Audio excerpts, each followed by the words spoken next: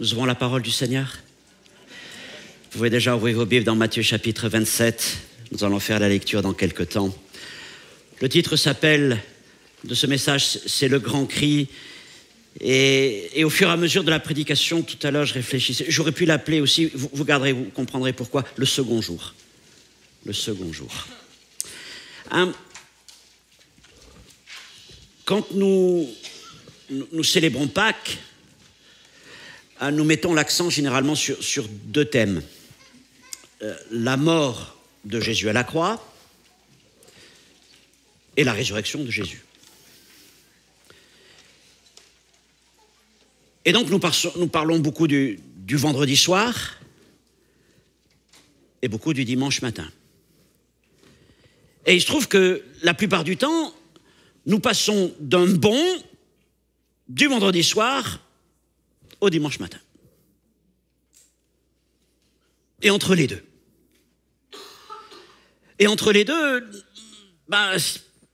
pour beaucoup, on ne sait pas trop quoi dire. Entre les deux, il y a comme un grand silence. Un grand silence qui est là. Un espèce de jour suspendu. D'ailleurs, même les évangélistes, au moment où ils écrivent, c'est bizarre, mais eux aussi, peut-être, ils savent pas trop quoi dire à ce moment-là. Par exemple, la fin de Matthieu, chapitre 27, verset 66, il est dit, ils s'en allèrent, s'assurèrent du sépulcre au moyen de la garde, après avoir scellé la pierre. Ça, c'est le vendredi soir. Et puis, le chapitre suivant commence tout de suite après le sabbat. Oui, mais il y a plus de 24 heures, là. Il y a plus de 24 heures. Alors évidemment, ce jour, c'est un jour de larmes, de douleur, de deuil.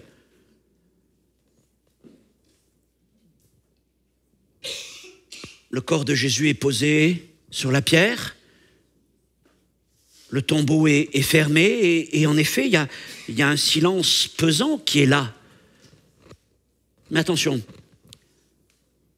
Ce silence est trompeur. Ce silence est trompeur parce que dans l'invisible, quelque chose se produit. Quelque chose de si fort que toute la création en est même bouleversée. Et tout a commencé avec un cri. Le dernier cri de Jésus à la croix. Et nous lisons dans Matthieu 27, verset 50. Jésus poussa de nouveau un grand cri et il rendit l'esprit. Et voici le voile du temple se déchira en deux, depuis le haut jusqu'en bas, la terre trembla, les rochers se fendirent, les sépulcres s'ouvrirent et plusieurs corps des saints qui étaient morts ressuscitèrent. Étant sortis des sépulcres après la résurrection de Jésus, ils entrèrent dans la ville sainte et apparurent à un grand nombre de personnes.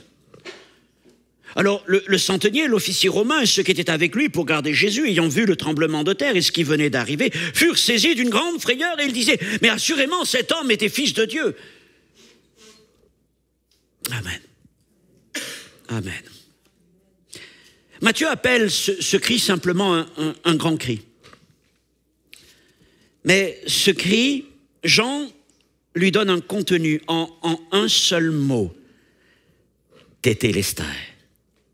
Tout est accompli. Jean chapitre 19, verset 30. Tétélestai. Et ce cri a résonné.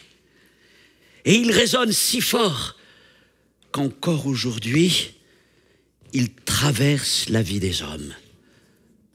Tétélestai, tout est accompli. C'est le cri de la victoire, c'est le cri de la liberté, c'est le grand cri du prince de la vie. Seigneur, alors que nous ouvrons ta parole dans ce passage, nous sommes toujours saisis d'une émotion particulière en considérant ta mort à la croix. Parce que tu nous en as révélé, Seigneur, le sens, la portée. Le juste est mort pour nous. Et devant la croix, Seigneur, nous nous inclinons, nous nous prosternons toujours devant toi, Jésus-Christ. Nous pensons à tes souffrances, à ton agonie, à ta souffrance. Et nous te disons merci, Seigneur, d'avoir accepté d'obéir jusqu'au bout à ton Père, de faire toute sa volonté, de boire, Seigneur, toute cette coupe, afin que nous puissions, nous, boire à la coupe que nous avons partagée, la coupe de la délivrance, la coupe de la vie. Je te prie de bénir ce message. Seigneur, au-delà de tout ce que j'ai pu préparer devant toi, je prie, Seigneur, pour que tu parles maintenant. Tu parles à travers ma bouche, et s'il manquerait quelque chose à ce qui doit être dit, je te prie de parler à nos cœurs directement. Afin, Seigneur, que ce message devienne une puissance de Dieu dans nos vies. Amen. Premièrement, la création bouleversée. Dans son dernier souffle, juste avant de rendre l'esprit, après des heures de souffrance, Jésus pousse donc un dernier grand cri. Et alors la création entre en convulsion. La terre et le temple tremblent. Le grand voile se déchire. Les rochers s'ouvrent. Les sépulcres s'ouvrent. Et la vie jaillit de la mort. Et devant ces événements, les Romains ne peuvent que dire, assurément, cet homme était fils de Dieu. Jésus a souffert à la croix, c'est certain. Il a souffert dans sa chair. Il a souffert jusqu'au plus profond de lui.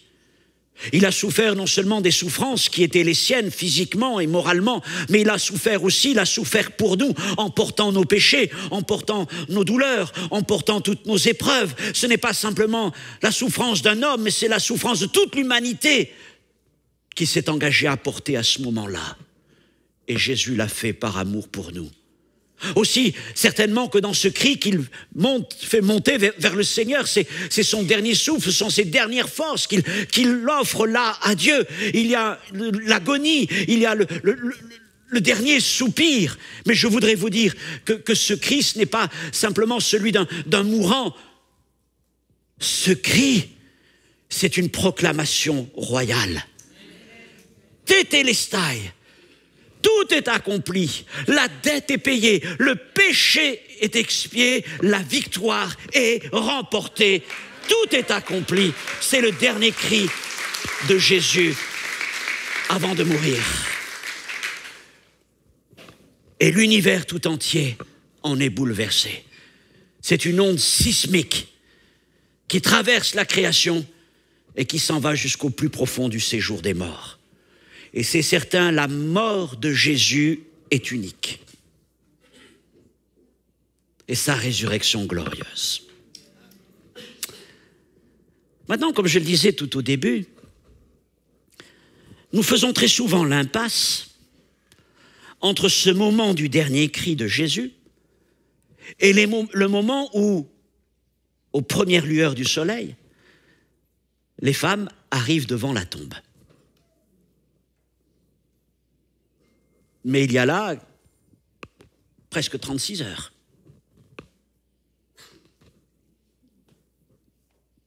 « 36 heures, dont on ne dit pas grand-chose, dont on ne sait pas grand-chose. Et pourtant, elles sont indispensables dans le projet de Dieu, dans l'accomplissement de son plan. Alors que nous disent tous ces éléments en fracas? Qu'y a-t-il à comprendre de ces heures? Qu'y a-t-il à comprendre de ce second jour? Que parfois, nous passons trop vite pour aller de la mort de Jésus à sa résurrection. Alors aujourd'hui, nous rentrons dans ce mystère du second jour. Et nous allons voir ce que la Bible nous enseigne concernant ce moment où Jésus est descendu dans le séjour des morts, non vaincu, mais en conquérant pour y mener le dernier combat, le combat ultime contre la mort. Alléluia. Deuxièmement, un silence d'apparence. Nicodème et Joseph ont donc déposé le corps dans la tombe et les femmes étaient là assistant à ce moment. Et puis, la pierre a été roulée et tout le monde s'en est allé. Et donc, un étrange silence s'est installé. C'est un silence de douleur. Ce n'est donc pas un repos paisible qui est là, car celui qui a été déposé dans la tombe a été comme arraché à la vie. Lui, le prince de la vie. C'est un silence imposé, imposé comme cette lourde pierre qui a été posée devant la tombe de Jésus. Une lourde pierre qui voudrait dire, en quelque sorte, c'est fini. C'est fini, il n'y a plus rien à espérer. Et pour les hommes, c'était un moyen de dire, eh bien, voyez-vous, tout ce que ce Jésus avait dit, eh bien, c'est fini. Oh, ça marquait peut-être une pause. Pour autant, le plan de Dieu continuait. Le plan de Dieu n'était pas arrêté, il n'était pas stoppé net, comme si l'enchaînement des événements lui aurait échappé. Non, le plan de Dieu continue de s'accomplir selon sa volonté. Et quand les hommes murmurent, c'est fini, le ciel proclame, tout est accompli. Quand les hommes murmurent, c'est fini, le ciel répond, tout est accompli. Mais dans ce silence et dans ce second jour, tout semble figé. Les disciples sont dispersés, les femmes pleurent, c'est le jour du sabbat. C'est un jour de repos, mais ce jour-là, c'est pour beaucoup un jour de douleur. Mais ce sabbat est particulier, parce que c'est celui qui suit immédiatement le jour de Pâques. Et dans la loi de Dieu, Lévitique chapitre 23, il est dit que le premier sabbat qui suit le jour de Pâques marque le début de la semaine des pains sans levain. La fête des pains sans levain. Et je voudrais vous montrer ceci. C'est que Jésus est le pain sans levain. Son corps a été déposé sur la pierre tombale.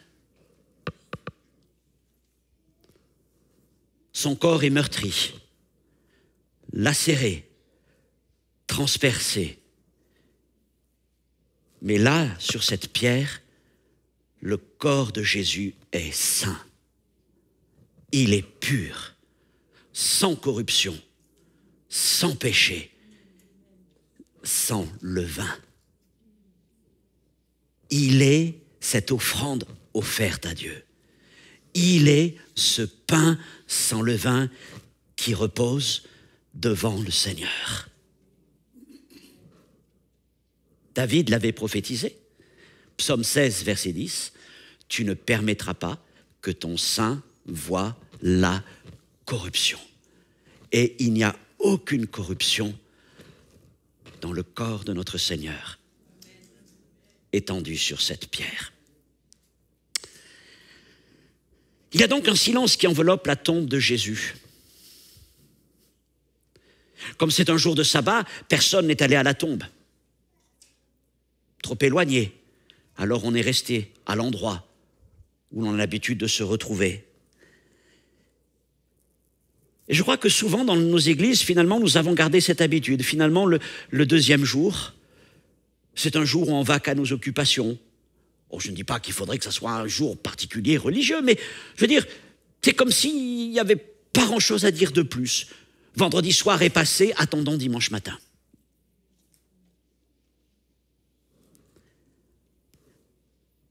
Mais le silence de la tombe est nécessaire. La tombe est nécessaire.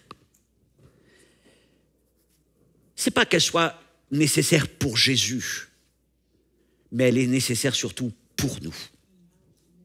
Elle est nécessaire pour nous. Et ce second jour, et le silence du second jour, doit nous arrêter. Il doit nous interpeller, il doit nous amener à nous interroger. C'est pas simplement un jour qu'on peut sauter, c'est pas, comme on dit, un pont qu'on pourrait enjamber en attendant le dimanche matin, mais c'est un chemin par lequel nous devons avancer. Et nous devons quelque part nous-mêmes nous tenir devant cette tombe. Nous devons regarder des yeux de notre cœur cette tombe et Jésus qui est allongé sur cette pierre. Et quand nous considérons ces choses, nos cœurs sont émus de compassion, sont saisis. Et en même temps, nous n'avons plus rien à dire, plus aucune justification, plus aucune illusion. Que pouvons-nous dire, ajouter de plus? Et mes frères et sœurs, il nous faut regarder la tombe. Il nous faut regarder et considérer le corps de Jésus allongé, étendu sur cette pierre et mesurer ce que la croix a coûté à Jésus. Le prince de la vie est étendu sur la pierre. Alors évidemment, cette pensée nous amène peut-être à nourrir des sentiments, à pleurer quand on y réfléchit, mais surtout, elle doit nous amener à nous rappeler ce qui a rendu nécessaire la mort de Jésus, notre péché. Si Jésus est tendu sur cette pierre, c'est à cause de mon péché, de ton péché, de nos péchés. Alors c'est pour ça, encore une fois, mes frères et sœurs, mes amis, je vous dis, ne passons pas trop vite de vendredi soir à dimanche, parce que Dieu a voulu qu'il y ait un jour de sabbat, un samedi qui soit entre les deux, un jour que nous devons considérer. Restons là. Restons là un instant devant la tombe.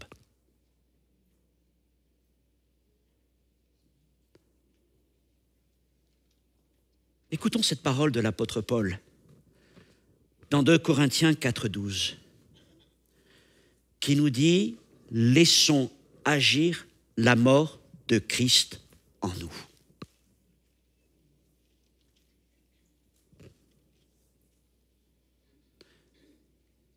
Ce second jour, c'est le moment, mes frères et sœurs, où la mort de Christ doit agir en nous.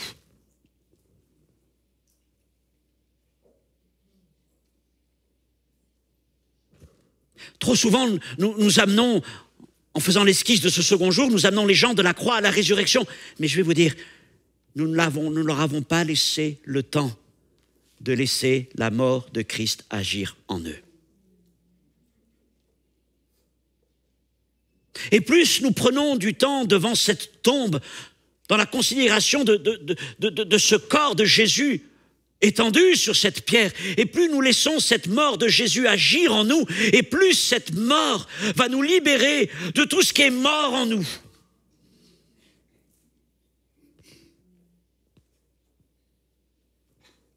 Et va nous préparer pour la vie à venir.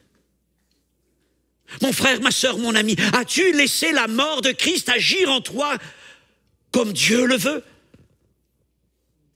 Le seul moyen pour que toutes ces choses qui pèsent sur ton âme, sur ton cœur, sur ta vie, l'appelleras-tu solitude, angoisse, culpabilité, péché, addiction et encore d'autres choses, toutes ces choses ne pourront disparaître de ta vie que si elles meurent en Jésus, que si la mort de Jésus agit sur elles. Il faut que la mort de Christ agisse en nous. À la croix, nous nous repentons. Nous disons merci Seigneur pour cette réconciliation, cette grâce, l'expiation de nos péchés. Nous parlons de notre identification à Jésus. Oui Seigneur, nous venons à toi, mais nous devons aussi nous identifier dans cette tombe. Seigneur, je m'allonge avec toi sur cette tombe. Et je laisse ta mort agir en moi, Seigneur, dans tout ce qui doit être détruit dans ma vie. Et si nous allons trop vite, c'est comme ça que nous retrouvons des chrétiens qui certes sont rentrés dans la vie nouvelle, parce qu'ils sont rentrés dans l'espérance du dimanche, ils sont rentrés dans la foi de Jésus vivant. Mais vous savez quoi? Tout n'est pas mort en eux. Et peut-être que tout n'est pas mort en toi, parce que tu n'es pas resté suffisamment sur la pierre. Jésus est le pain sans levain. Es-tu une pâte sans levain? Et peut-être en toi, y a-t-il encore des traces de corruption, des traces de levain, d'hypocrisie, de religiosité et de toutes sortes de choses, de malice, de méchanceté, de mensonges, comme Paul l'écrit aussi. Et si nous rentrons trop vite dans la vie et que nous n'avons pas laissé agir la mort de Jésus en nous, ces choses, nous les emmenons avec nous dans la vie nouvelle. Mais est-ce que c'est ce que nous voulons? En tout cas, ce n'est pas le plan de Dieu. Le Seigneur veut faire de nous des pâtes nouvelles, Et Paul nous dit, faites disparaître le vieux levain. Et là, sur cette tombe, Jésus est celui qui veut nous purifier. Comment? En mourant avec lui et en laissant sa mort agir en nous. Alors mes frères et sœurs ou mes amis, vous qui entendez ce message, ne soyez pas offusqués. Ce que je dis, un peu comme le Seigneur le dit à un autre endroit, ce sont des paroles qui sont esprit et vie. Nous ne prenons la mort de personne, mais nous annonçons que dans la mort en Jésus, il y a l'espérance de la résurrection et de la vie. Lui est mort pour nous, il est mort à notre place. Mais nous disons par la foi, Seigneur, nous mourrons avec toi, afin de renaître dans cette nouvelle vie que tu as en réserve pour nous. Mes frères et sœurs, ne quittez pas la tombe trop vite. Ne quittez pas la tombe trop vite. On ne peut pas goûter la victoire du troisième jour si on n'a pas mesuré la profondeur du deuxième. Alors, on va mettre en pratique ce que je dis. Avant d'aller plus loin, je voudrais que nous puissions marquer une pause. Je voudrais que nous puissions nous arrêter quelques instants devant la tombe de Jésus. Peut-être d'entrer dans cette tombe par la foi et de dire, Seigneur, je mets ma vie sur la pierre. Je m'allonge en toi sur cette pierre pour que ta mort agisse pleinement en moi. Prenons quelque temps de silence.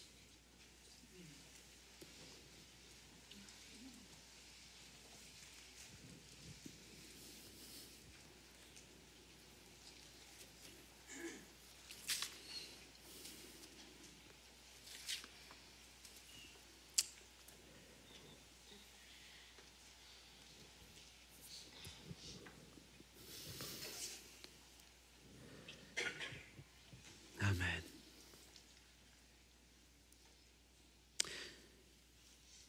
La pierre est roulée, le corps de Jésus est sur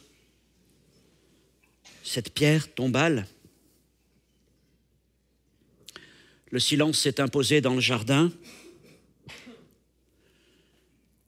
Et maintenant, il nous faut aller plus loin. Nous avons parlé des choses visibles. Maintenant, nous rentrons dans les choses invisibles. Et dans l'invisible, quelque chose se passe. Et dans l'invisible, Jésus continue d'agir et il continue de parler. Et Jésus descend dans le séjour des morts. Et l'apôtre Pierre nous dit ceci, 1 Pierre chapitre 3, verset 19, « Jésus est allé prêcher aux esprits en prison. » Verset énigmatique, c'est vrai. Je ne vais pas le développer, le commenter, mais simplement vous dire que rien ne pouvait empêcher Jésus de parler. Il n'est pas descendu pour annoncer un évangile à ceux qui auraient été perdus, un évangile de salut. Il est descendu pour confirmer sa victoire. Il a proclamé sa victoire. Il est descendu dans les profondeurs comme un roi conquérant, annonçant que celui qui détenait la puissance de la mort était vaincu, que les chaînes de la mort sont brisées et que la mort elle-même est terrassée. Et je voudrais vous parler maintenant de ces 3 victoires de Jésus dans le séjour des morts. La première donc, c'est la victoire sur celui qui détenait la puissance de la mort. Hébreux 2, 14, 15, un verset très important. Par la mort, Jésus a anéanti celui qui a la puissance de la mort, c'est-à-dire le diable. Et là, vous pouvez dire, le diable, c'est le grand vaincu. Et il a délivré tous ceux qui, par crainte de la mort, étaient toute leur vie retenus dans la servitude. Il a anéanti celui qui a la puissance de la mort, Satan. C'est à la croix que Jésus a remporté cette victoire. C'est à la croix que Jésus a dépouillé Satan, dépouillé toutes les autorités et les a livrées publiquement en spectacle. C'est à la croix, là où le diable a en quelque sorte comme mordu au talon, tel que la prophétie l'avait annoncé, mais Jésus lui a écrasé la tête. Et le Seigneur est allé ensuite dans son royaume. Il est allé là où le diable pensait régner avec force, là où il avait toute sa puissance parmi les morts. Et Jésus venait lui dire, là aussi je règne. Là aussi, il y a ma victoire. Et tu n'as plus la puissance de la mort. Tu es vaincu.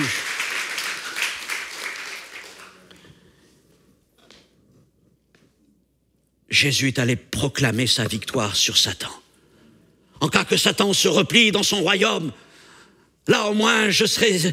Non, Jésus est allé jusqu'au cœur de son antre pour lui dire, c'est moi maintenant qui prends les choses en main. Deuxième victoire de Jésus,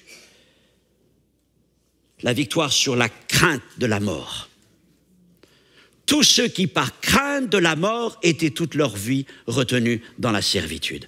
Combien de gens autour de nous vivent dans la peur de la mort? Cette crainte qui les saisit, qui les accompagne.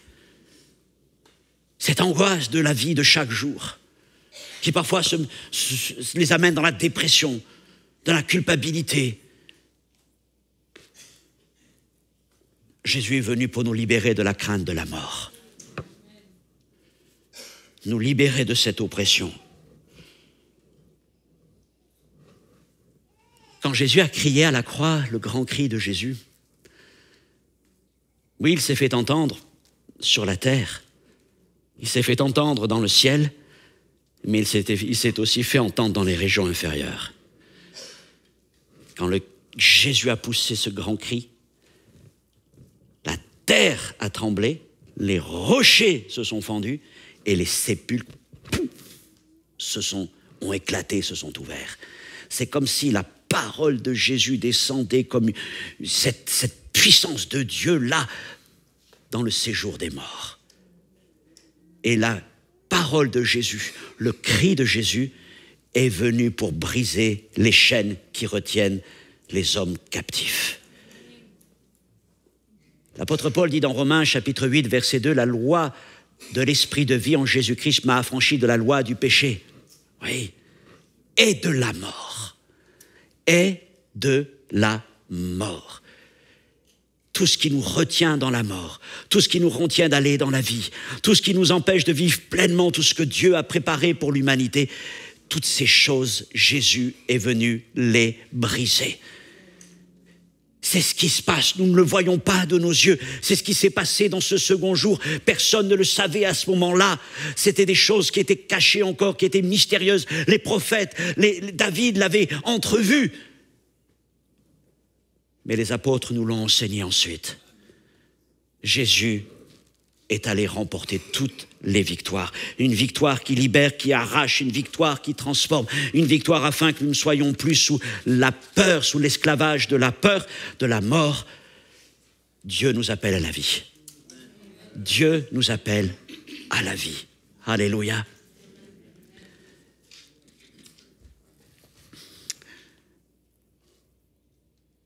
Je voudrais te dire ce matin, laisse résonner le cri de Jésus dans ton cœur. Laisse résonner le cri de Jésus jusqu'au plus profond de ton âme.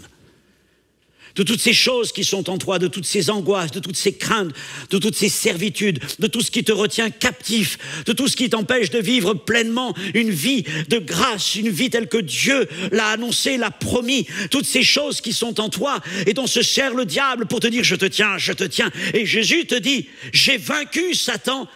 Laisse mon cri résonner en toi et briser toutes les chaînes, renverser toutes les forteresses, briser les rochers, ouvrir les sépulcres qui sont dans ta vie afin que la vie en jaillisse en abondance.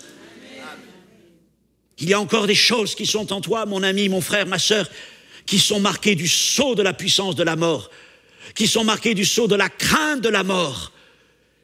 Jésus crie en toi ce matin. Entends-le crier en toi. Reçois ce cri. Par la foi, reçois le cri de Jésus. Tout est accompli. Laisse-le résonner en toi. Laisse-le résonner en toi. Et tu vas voir qu'il va faire trembler toute chose. Il va faire trembler toute chose. Et Dieu t'appelle à la vie.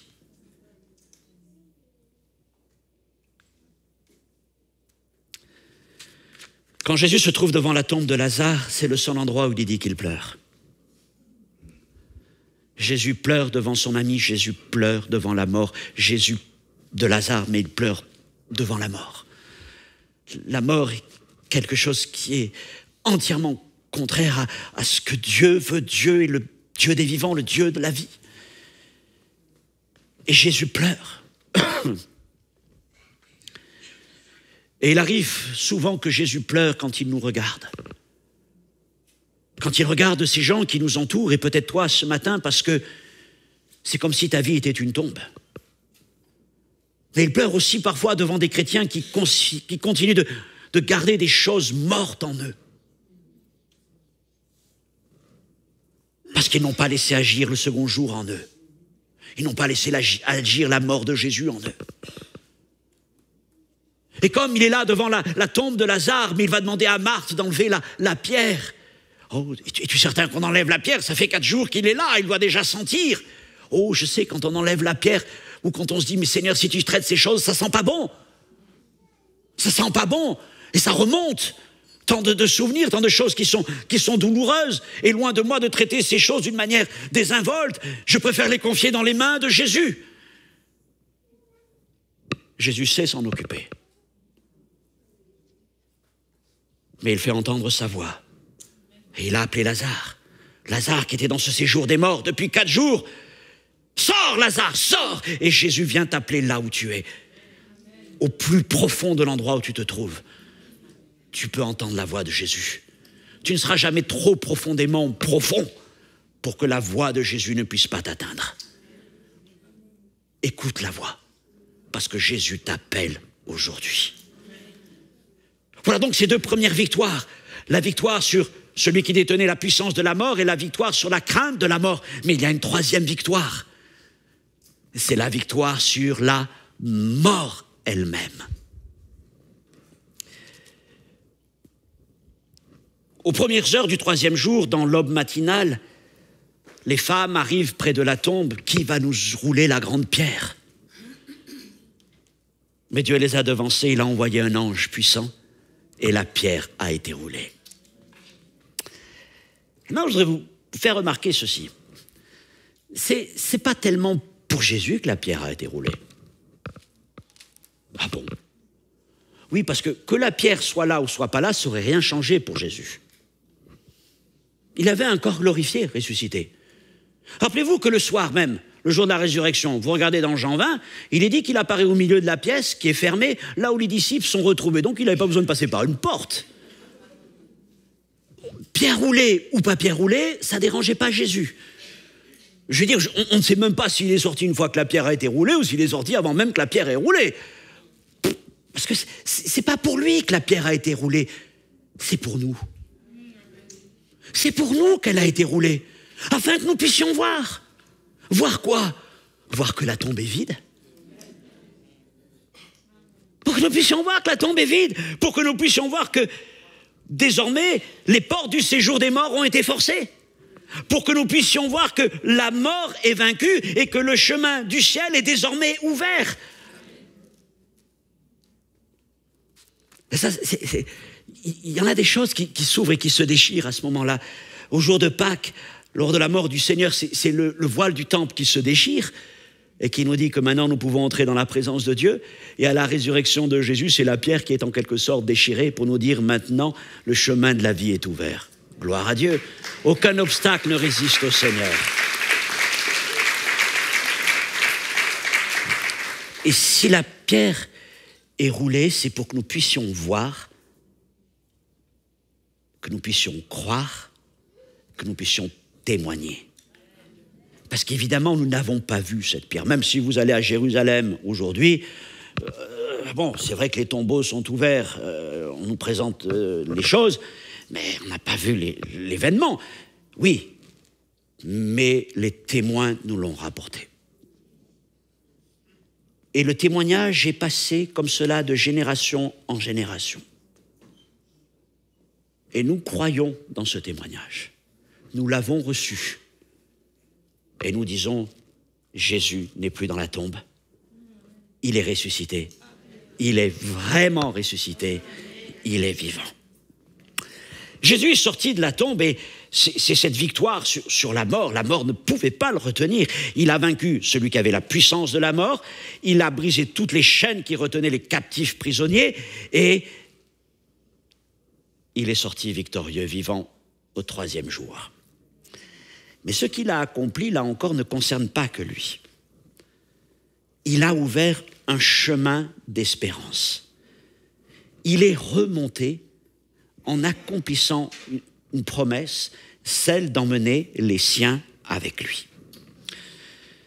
Alors, ce que je veux dire, si vous n'avez pas l'habitude, c'est un peu particulier, mais la Bible nous parle d'un endroit dans le séjour des morts, là où les morts se retrouvent, parfois c'est appelé les régions inférieures, mais elle nous dit qu'il y a un endroit qui s'appelle le sein d'Abraham. Je ne sais pas si vous avez déjà entendu parler de ça, le sein d'Abraham. Abraham, c'est le père des croyants. Et le sein d'Abraham est un lieu d'attente, un lieu de repos. C'est pas vraiment le paradis, hein. C'est un lieu d'attente, une salle d'attente, si je dis un peu familièrement. Mais c'est le lieu où les âmes de ceux qui sont morts dans la foi de la venue du Messie, des promesses de Dieu avant Jésus-Christ, se retrouvent. C'est ce que la Bible nous dit. Ils étaient là. Vous y retrouvez tous ceux qu'on trouve dans la Bible. Des prophètes, de David, des rois, des autres, des patriarches, des femmes qui ont suivi les voies du Seigneur, de tous ceux qui étaient là. Ils étaient dans ce lieu, ils attendaient. Ils attendaient. Et puis Jésus est venu. Et Jésus est venu. Et qu'a-t-il fait vis-à-vis de ces gens? Comme il a pris cette victoire sur la mort, il le montrera plus tard à Jean, dans le livre de l'Apocalypse, il lui dira « Je tiens les clés du séjour des morts ». C'est-à-dire qu'il affirme son autorité, sa puissance sur le séjour des morts. Ce que la Bible nous montre, c'est que, en quelque sorte, Jésus a pris avec lui tous ceux qui étaient dans le sein d'Abraham. Et il les a emmenés avec lui dans la présence de Dieu. Et le sein d'Abraham est vide, il n'y a plus personne. Et pour être vraiment sûr que le sein d'Abraham soit vide et qu'il soit vide pour toujours, Jésus l'avait annoncé, prophétisé, Matthieu chapitre 16, verset 18, « Les portes du séjour des morts ne prévaudront pas contre mon Église. » Et donc, le Seigneur a forcé les portes du séjour des morts, il a pris ceux qui étaient morts dans la foi. Et David disait au psaume 68, verset 19, « Tu es monté dans les hauteurs, tu as emmené des captifs avec toi. » Tous ceux qui étaient retenus, qui étaient captifs jusque-là, il les a emmenés avec lui. Et qu'est-ce que ça veut dire pour nous? Ça veut dire que lorsque nous fermons les yeux à un proche qui part dans la foi en Jésus-Christ, évidemment, il y a un temps de douleur, de larmes, de deuil. Mais il y a aussi une espérance et une consolation. La consolation, c'est celle de la promesse de la résurrection des morts. Mais la consolation immédiate, ou l'espérance immédiate, c'est que celui ou celle qui meurt dans la foi en Jésus aujourd'hui ne descend pas dans le séjour des morts, mais qu'il monte auprès de Dieu dans la présence du Seigneur. Et ce n'est pas une salle d'attente, c'est déjà vivre dans la présence de Dieu, dans l'attente de la résurrection. La mort est vaincue. La mort est vaincue. Combien de fois, mes frères et sœurs, j'ai vu notamment mes grands-mères, mon papa, partir avec une paix extraordinaire. Je me dis, je veux partir comme ça. pourtant, ils étaient malades. Au moins, oui, les trois, mes deux grands-mères. Mais il y avait une paix.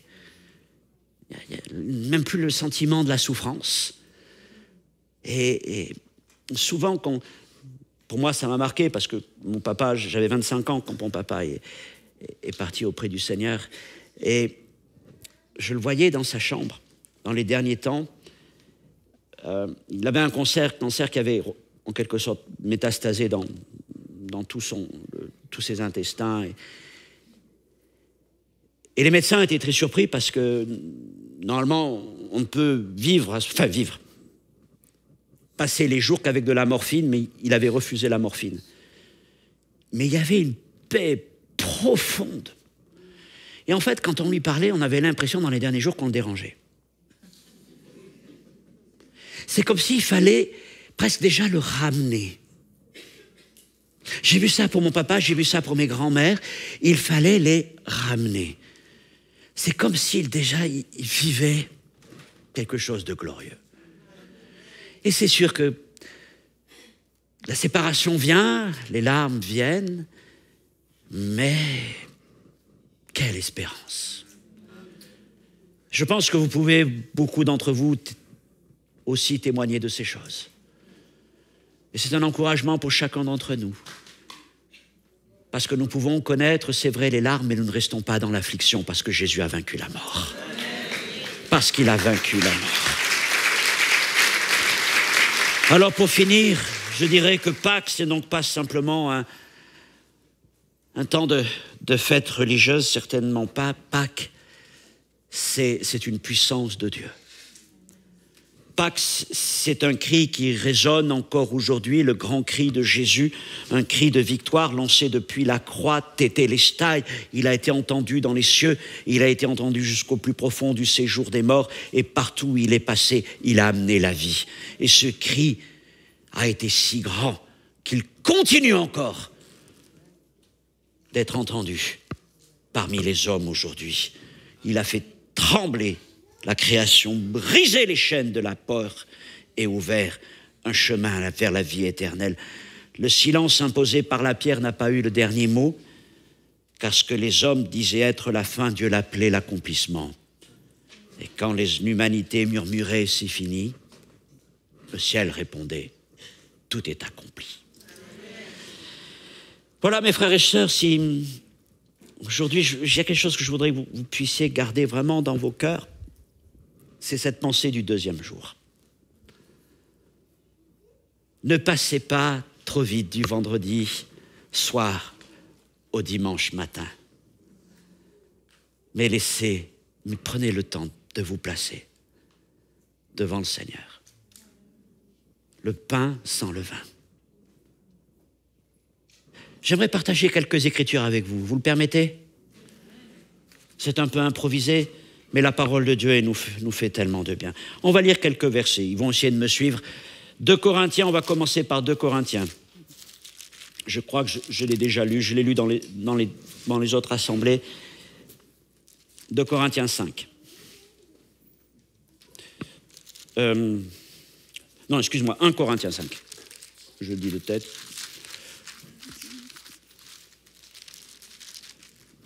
Oui, c'est ça, 1 Corinthiens 5, 6 à 8. Je confonds avec une autre référence. 1 Corinthiens 5, 6 à 8. C'est bien à tort que vous vous glorifiez, ne savez-vous pas qu'un peu de levain fait lever toute la pâte? Faites disparaître le vieux levain, afin que vous soyez une pâte nouvelle, puisque vous êtes sans levain, car Christ notre Pâque a été immolé. Célébrons donc la fête non avec du vieux levain, non avec un levain de malice et de méchanceté, mais avec les pains sans levain de la pureté et de la vérité. 2 Corinthiens, chapitre 4, à partir du verset 7. Nous portons ce trésor dans des vases de terre, afin que cette grande puissance soit attribuée à Dieu et non pas à nous. Nous sommes pressés de toute manière, mais non réduits à l'extrémité, dans la détresse, mais non dans le désespoir, persécutés, mais non abandonnés, abattus, mais non perdus. Écoutez bien. Portant toujours avec nous dans notre corps la mort de Jésus. Toujours. La mort de Jésus. afin que la vie de Jésus soit aussi manifestée dans notre corps. Vous aspirez à la vie? Laissez la mort de Jésus agir en vous. Car nous qui vivons, nous sommes sans cesse livrés à la mort à cause de Jésus, afin que la vie de Jésus soit aussi manifestée dans notre chair mortelle. Ainsi la mort agit en nous et la vie agit en vous. Une dernière lecture, vous me le permettez, Romains 6, à partir du verset 3. Jusqu'au verset 9. Ignorez-vous que nous tous qui avons été baptisés en Jésus-Christ, c'est en sa mort que nous avons été baptisés. Nous avons donc été ensevelis avec lui par le baptême en sa mort, afin que comme Christ est ressuscité des morts par la gloire du Père, de même nous aussi nous marchions en nouveauté de vie.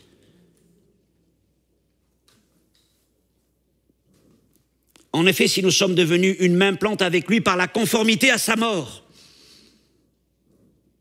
nous le serons aussi par la conformité à sa résurrection. Sachant que notre vieil homme a été crucifié avec lui afin que le corps du péché fût détruit pour que nous ne soyons plus esclaves du péché.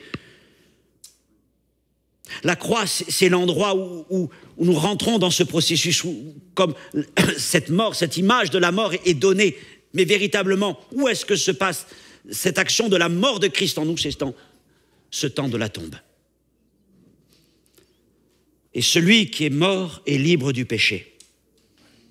Or, si nous sommes morts avec Christ, nous croyons que nous vivrons aussi avec lui. Alléluia. Sachant que Christ ressuscité des morts ne meurt plus, la mort n'a plus de pouvoir sur lui. Je pourrais continuer, mais que de merveilleux passages.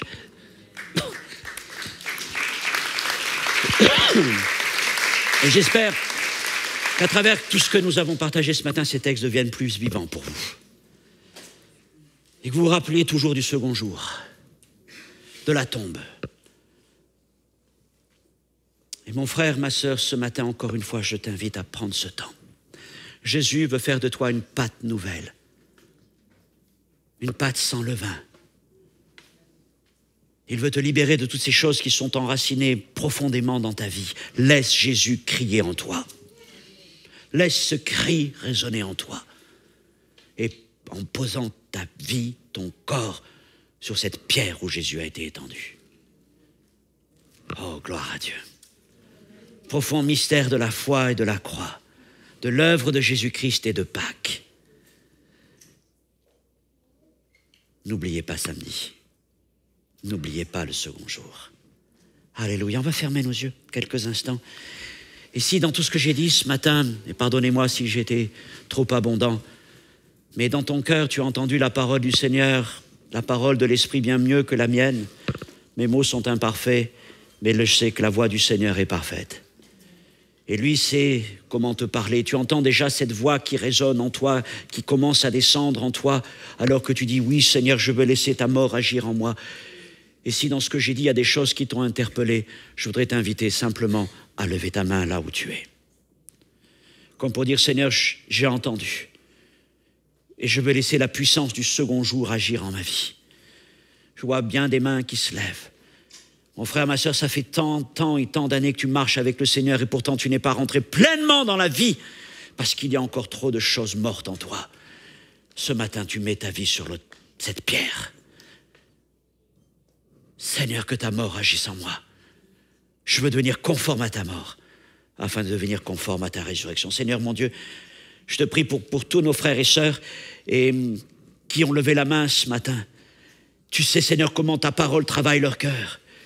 Tu sais, Seigneur, ce que tu es déjà en train de produire en eux, toute la victoire que tu veux leur donner. Je le rappelle, Seigneur, tu as remporté la victoire sur, Seigneur, celui qui avait la puissance de la mort, le diable. Tu as remporté la victoire sur la servitude, la crainte de la mort. Tu as remporté la victoire, Seigneur, sur la mort elle-même, mon Dieu. Et je prie que tout ce qui est lié à la mort au milieu de nous, je prie particulièrement, Seigneur, pour tout esprit de mort qui pourrait encore se tenir là. Tout esprit de mort qui pourrait tenir un jeune homme, une jeune femme. Ton cœur est lié par un esprit de mort. Et le Seigneur pleure quand il te voit là regarder ces choses qui sont marquées de la mort. Ce n'est pas qu'elles te plaisent, Ce n'est pas qu'elles te font du bien, mais tu en es venu dépendant. Et ces choses mortelles remplissent ta vie, remplissent ton esprit, t'accompagnent jusque dans tes nuits. Elles te coupent la faim. Tu n'as plus goût à rien. Tu n'as plus de relation avec les autres. Tu t'isoles. Ta vie est en train de devenir une tombe. L'esprit de mort est sur toi. Et tu vis dans la peur. Et tu es captif. Tu es captive. Et ce matin, je dis que Jésus fait entendre sa voix, son cri en toi. Et dans le nom de Jésus, nous prenons autorité sur tout esprit de mort qui te retient captif. Sur toute chaîne qui te tient dans la servitude. Nous prions et nous ordonnons un dégoût dans ta vie pour tout ce qui est ces choses que tu cultives. Et le Seigneur te libère maintenant. La lumière vient. La mort de Jésus agit en toi. Et les forteresses tombent. Je prie aussi que le Seigneur nous purifie. Seigneur, fais de nous cette pâte nouvelle. Alors merci. Merci pour le second jour, Seigneur. Amen.